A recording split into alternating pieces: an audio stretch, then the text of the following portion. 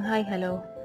ഇന്ന് കോഴിക്കോട് നഗരത്തിലെ വിശക്കുന്ന വയറിന് തേടിയുള്ള ചെറിയൊരു യാത്രയാണ്. എല്ലാവരും വീഡിയോ ഫുള്ളായിട്ടൊന്ന് കാണണം. ഞാനിന്ന് ഫുഡ് മേടിക്കാൻ പോയത് മാവൂർ റോഡുള്ള കുടുംബശ്രീൻ്റെ ജനകീയ ഹോട്ടലിലാണ്. ഫുഡ് മേടിച്ച് തിരിച്ചു വരുമ്പോൾ റോഡ് സൈഡിൽ ഒരു സ്ത്രീ ഇരിക്കുന്നത് കണ്ടു.